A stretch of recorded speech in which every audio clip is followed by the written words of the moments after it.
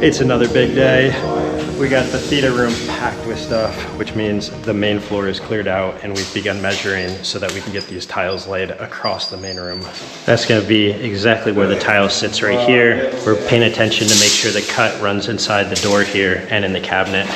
It's important that we take some time right now to make sure that everything is measured out. We like the lines of what's happening throughout the floor, and that we have lines going straight through the kitchen, nice and straight, because we spent a ton of time reshaping this step, making sure that everything was perpendicular, running at 90 across the room. Once we've got this step knocked out, we can begin tiling and get our first whole tiles laid. Very exciting times.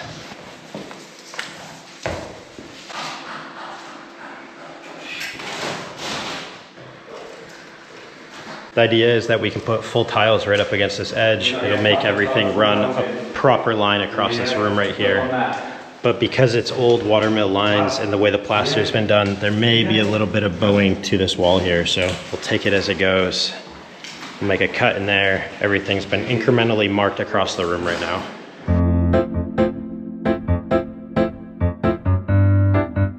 Good morning, good morning. Today has already been a very eventful day here at the watermill.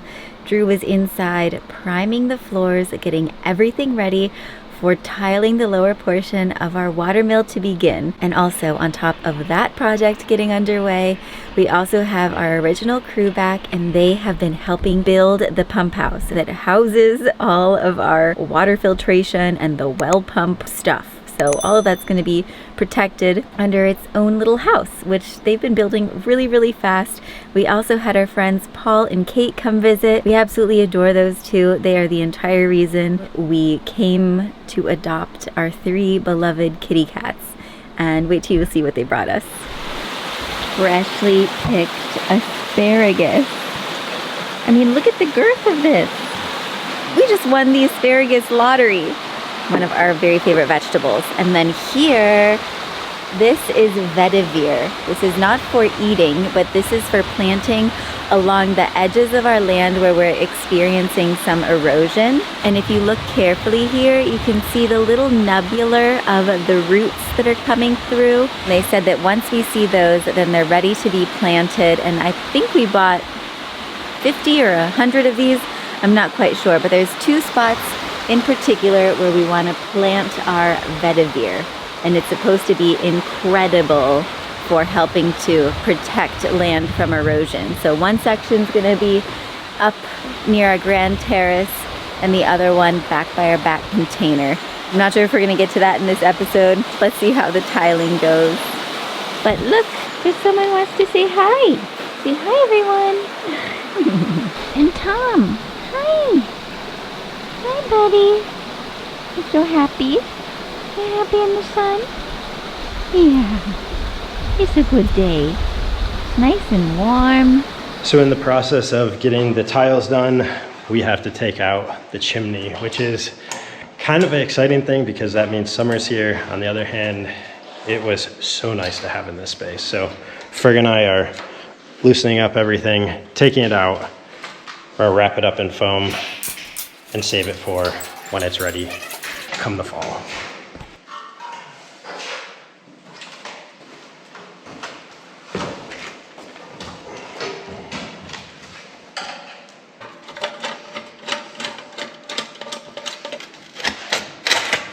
What are you gonna do now that we don't have a chimney in here? Yeah, see you later. It was really nice to have it for about 3 months. Yeah. I don't think I would have stayed working here if it hadn't been. You could have went for a place that had a fireplace. It's a job where there wasn't. Keep hold of me, don't you? Yeah.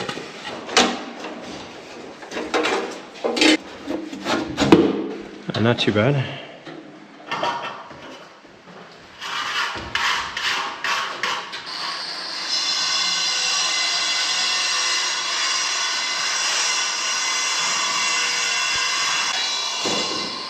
So we've all been working for a few hours. It feels really exciting to see this floor coming along. I want to film this episode a little different than we did of the tiling upstairs. So we're just going to cut the chase on some of the things and show you as things move along. But I can't wait to get our main room done. You can see it's really coming together. We've been putting the full tiles all on this edge over here. Allows this edge to be put in next, and making sure that the patterns fit as they need, so we don't have any duplicate or replicating patterns that look unsightly next to the others. So tomorrow we don't step on this side of the room, and we'll be working our way across over to this side. Whole lot more of those to bring inside.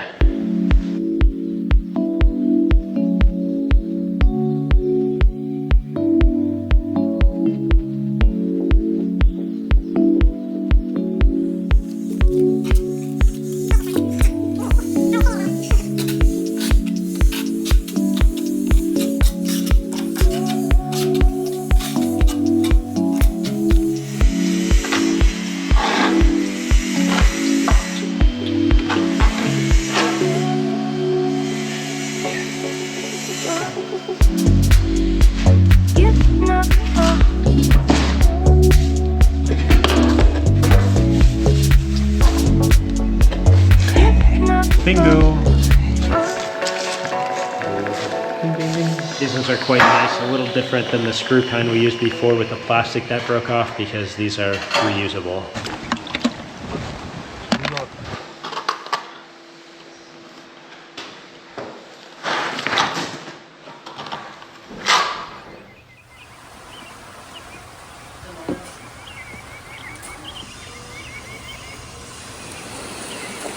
All right, here's your three options of shovels. A long post hole digger shovel, kind of a nice scooper pot planter shovel. This one, you stick it in and turn it, and Nope. at least it's a time of year where the soil's not too hard. Yeah, this is about the size I can handle.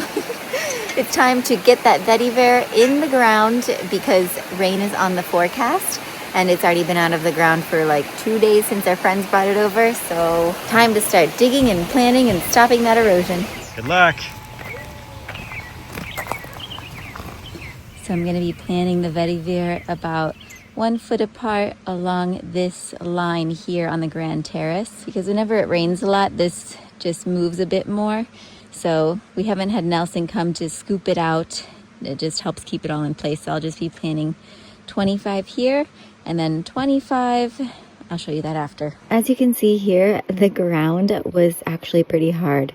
But from what I've learned and read about vetiver, it's pretty resilient and can grow nearly anywhere. It's a pretty interesting plant, and we were grateful that our friends Paul and Kate told us about it. We just hope that it'll survive this very rocky and clay-like soil if I can survive digging 25 holes in it. We're getting there. We got 13 planted, 12 more to go. Right, Minu? Minu, be gentle. We're doing pretty good, guys. We have 1, 2, 3, 4, 5, 7 more down there. And a little cutie right here. Almost Minu. She wants dinner. You can hear the guys down there working. We got Drew inside with the other guys tiling. We got me and Minu up here planting the vetiver. These are the days when everyone's got something to do, something to improve and work hard at. What are you doing? Be gentle. Please. They're not in very deep. Stop it. And then I recruited Drew to help me dig some holes in the second spot for our vetiver. All back here near our back container, because as you can see in the crack here, we've been experiencing just a little bit of movement, but if we get some nice strong roots in the ground, we won't have to worry about that anymore. All the way down that line. Look at how beautiful the stream is down here.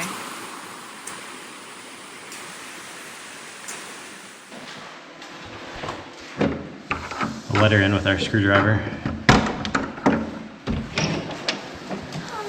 You got clean shoes? Yeah. All right, come on in. Tiles are being laid. Go kitchen. That's so exciting. Go take a look.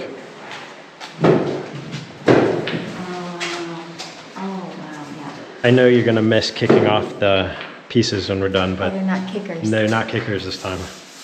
They look straight. Nice straight lines going through the kitchen.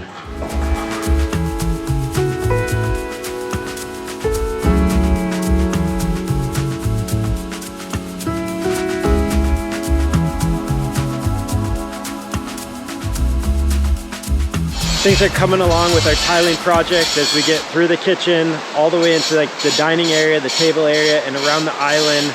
We've made a makeshift rain shelter out here. The weather's been on and off with rain and drizzle. Ferg's shaping around one of the pillars right now as I speak. But this has been really essential so we can continue making these cuts without getting drenched when the rain starts coming down. Although right now, the sun just came back out. Crazy weather here in the mountains.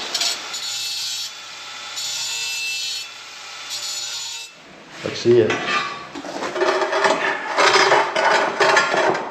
First cut I've ever made on a tile. 15 mil. Not the easiest of shapes to go around. All right, all in one cut, the first try. This is the 10th tile I've broken trying this. No. Did I not tell you that? No, I know. So we're going to be short of tiles. You're not going to have enough to finish your house. Sorry, mate. Wait, I didn't tell you we wanted to zigzag this floor, right? I was thinking we should have done it diagonally out of that corner. Yeah.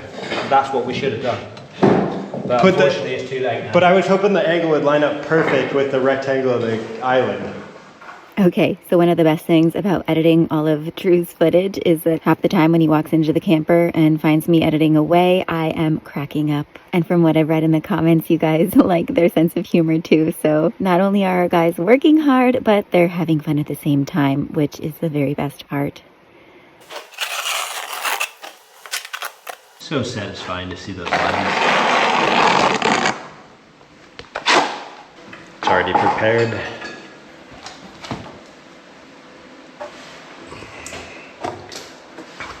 Ouch. You see the lines are really nice running across this area next to the island there.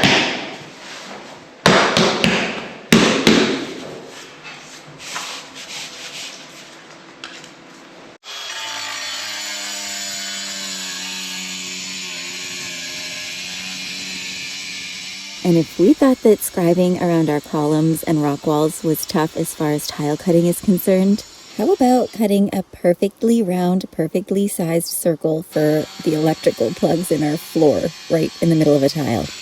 If Ferg already didn't deserve a gold medal or a gold coin for this, he'd definitely earn one right here. Just another day.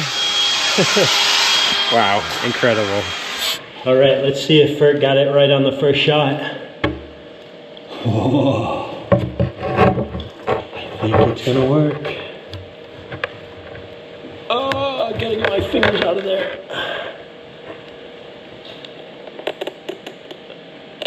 Bingo!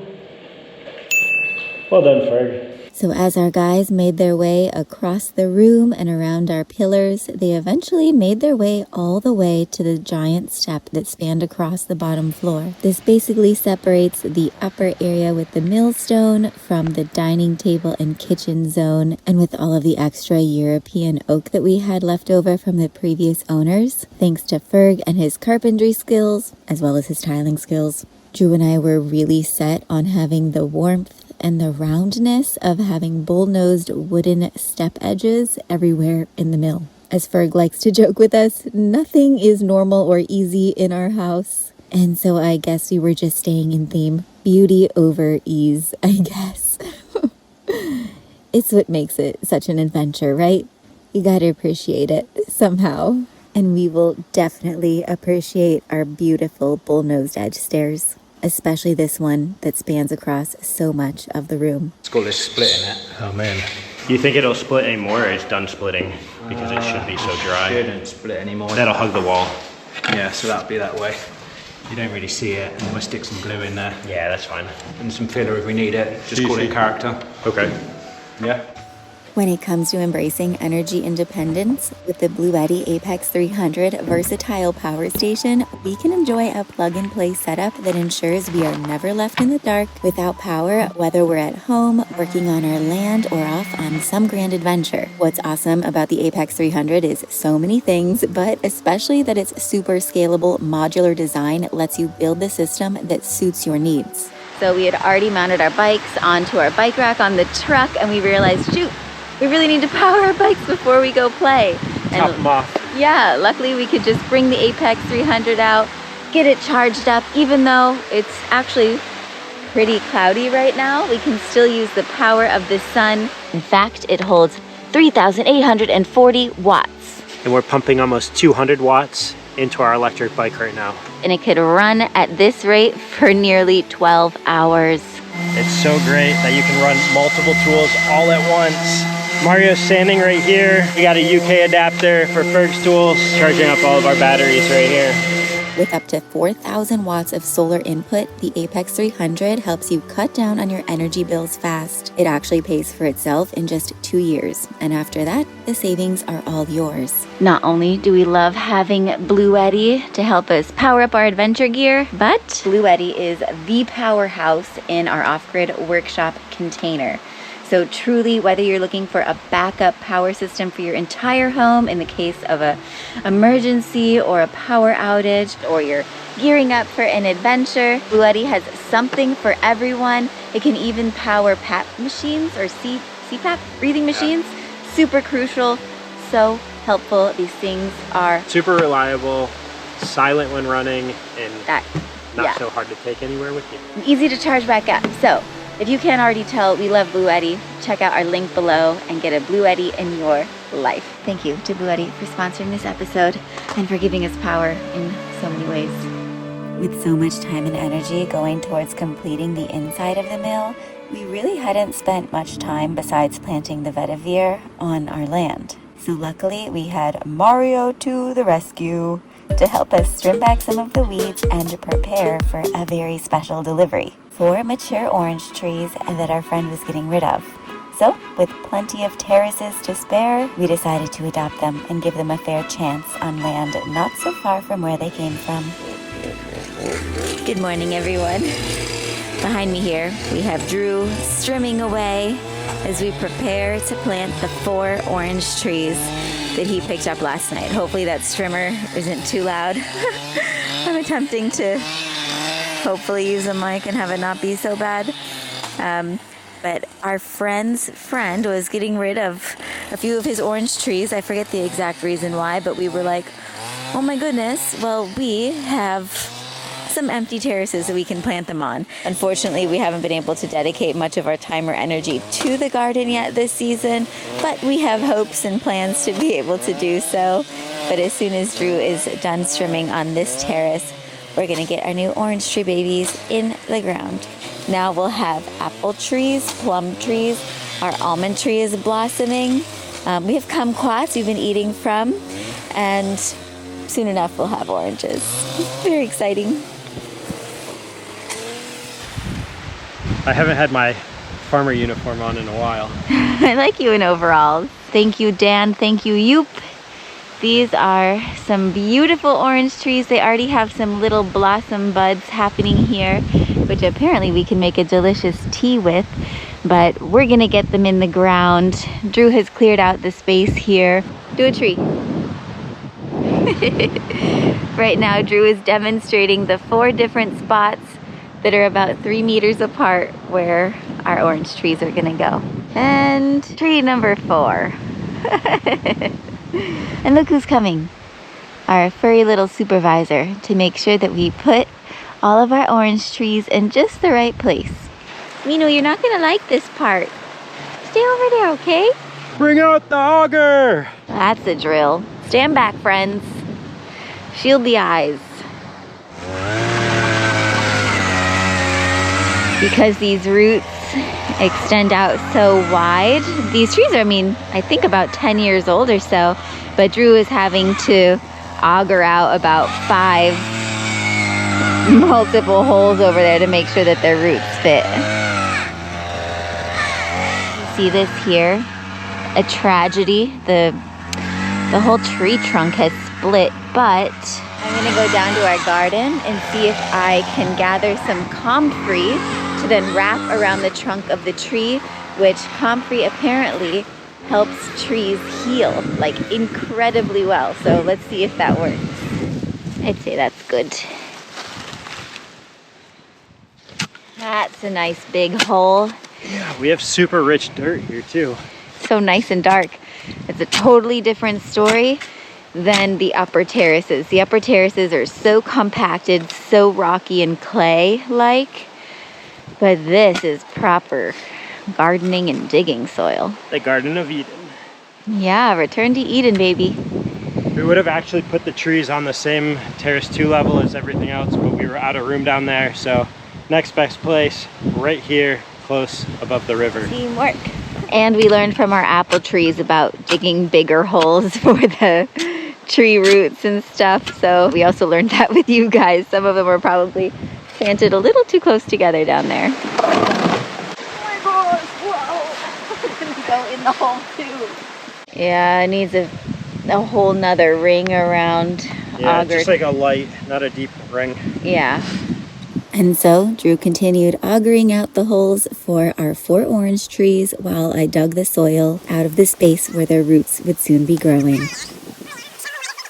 Hopefully we're doing all of this right, but if you guys have any tips, although they've already been planted, but if you have any post-planting tips for our orange trees, we are all ears. We love all of the tips and knowledge that you share with us in the comments. Truly, we are novices here. We do not yet have our green thumbs. As you can see, mine are yellow. I don't know if you guys could hear that, but Drew was saying that the original owner of our trees got rid of them because the soil was too compacted where they were. So luckily we moved them on to some healthy, well-soiled, rich-soiled terraces.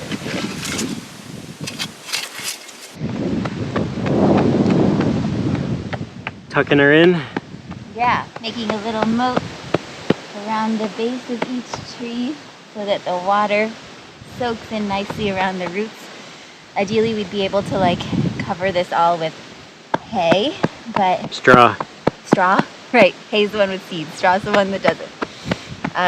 But we'll have to wait a few days for that, but the rains are coming, so we want to give them a nice little moat to hold that water in close. After that trailer ride they took, they look thirsty. I tried to go easy on them. But you're wishing we only got 2. A lot of work digging those holes. Yeah, they're prepared. Oh, good job. All right. I think this one's done though, right? It looks good, yeah. Yeah. On to the next one. Those little trees.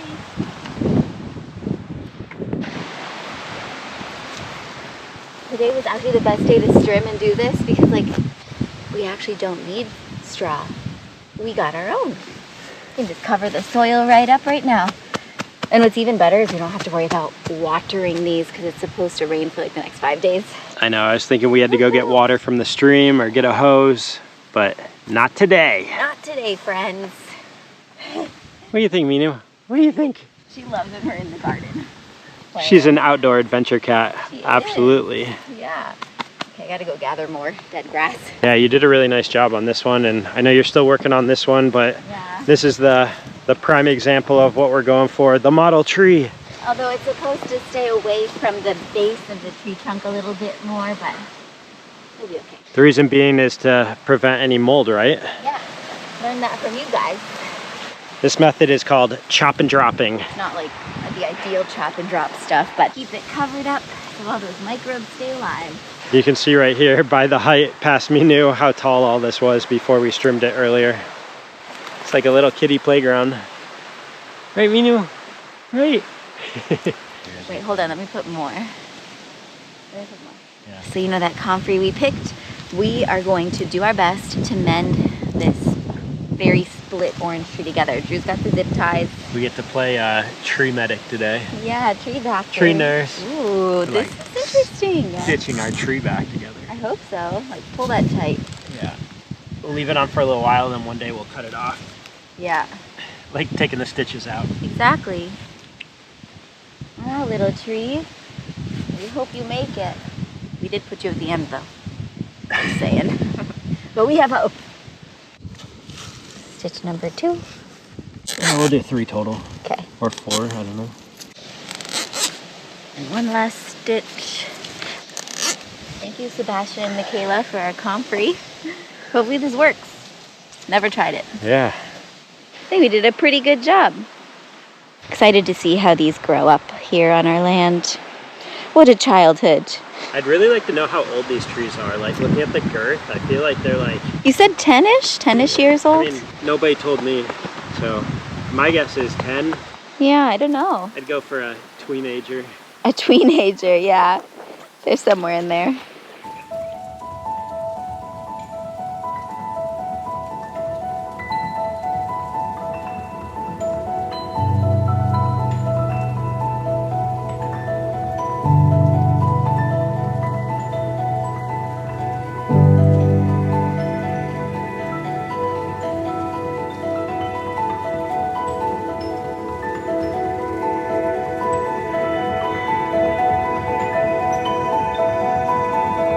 Welcome back to another day of tiling here at the Magic Mill.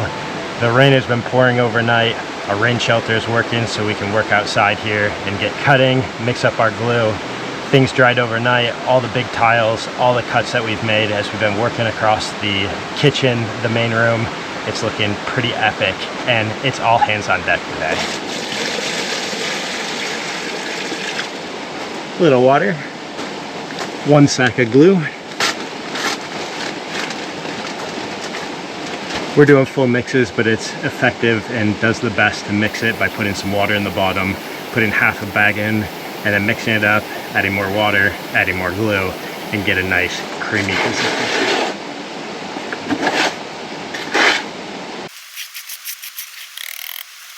And then you get a spot like that where it's dripping on you.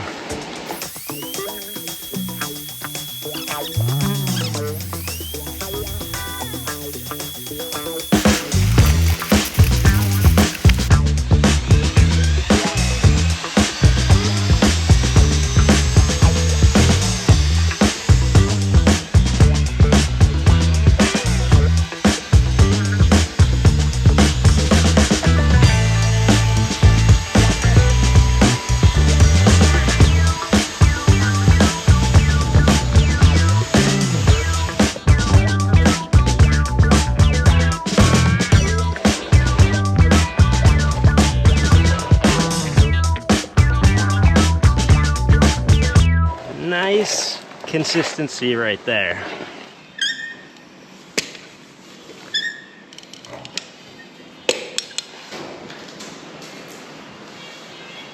That's one big whole piece right now.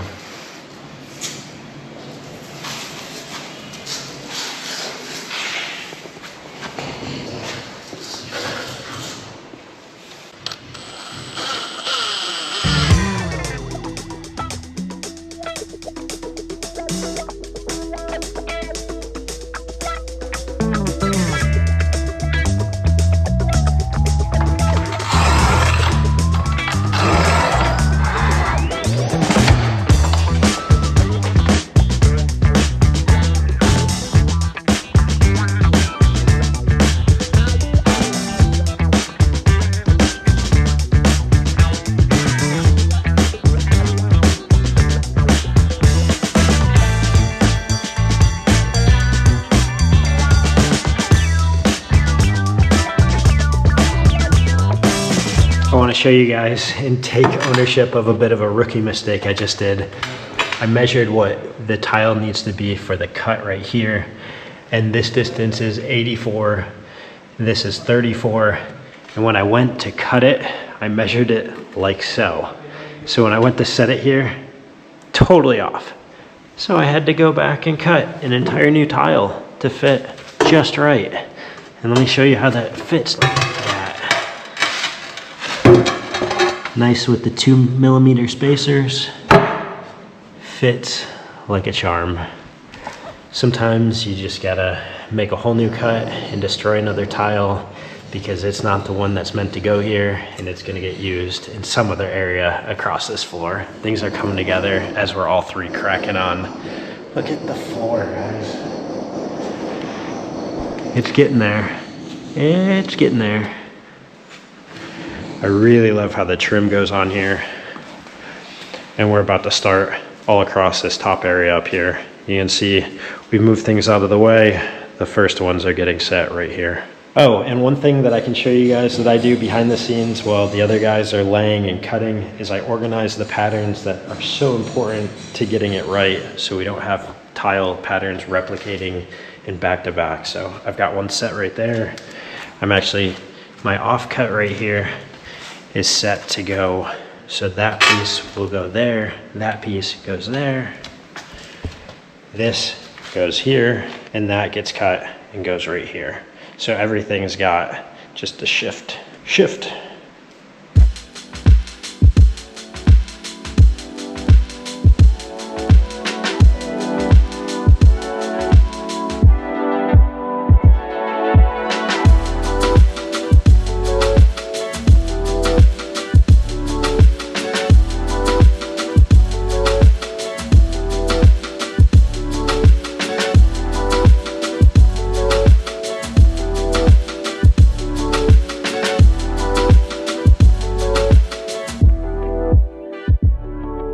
Right now there's currently a lot of going back and forth from indoors because we're making measurements, going outdoors and cutting with the grinder to make the tiles be exactly the fit that's needed to make this floor look beautiful. Back and forth, out in the rain, under our coving, back inside, gluing them down, making glue. There's a lot happening.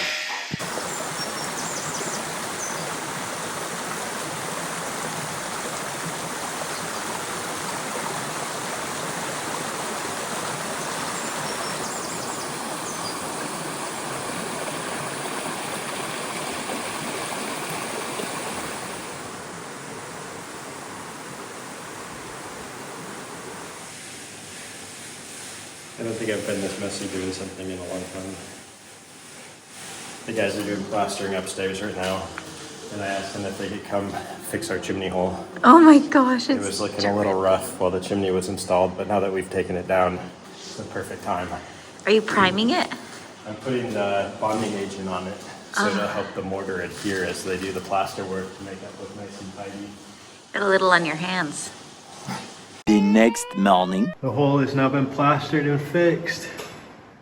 That's what we wanted all along. Looks really nice up there. Good thing I put a tarp down and protected the floor. Job well done. Let's see, can you see all the way through? Yep, there's the top of the chimney. That looks nice. And just like that, with our fireplace removed and our 4 orange tree babies in the ground, it feels like we've entered a new season in our watermill renovation. Our guys have started tiling the lower floor. We still have progress happening in our 2 bathrooms, which we're so excited to share and complete. And along with that, our kitchen is coming together. We should be getting the delivery soon. We love sharing this journey with you and know how much we appreciate your support, and especially every single one of you who chooses to subscribe, tap that like, and become a patron. Your energy and your love makes a huge difference in our lives. We couldn't do it without you, so thank you for being here. We love you, and on that note, let's take in a deep breath. And let it out.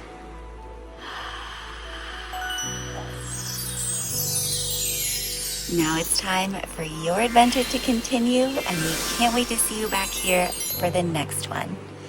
And if you're looking for a fun Mr. and Mrs. Adventure episode to enjoy, this one takes you back all the way to our property search. We talk a bit about Portugal here, and it's really fun to reflect on how far we've come since then. So enjoy the show, enjoy it all. Kisses, beijinhos, bisous. We'll see you soon.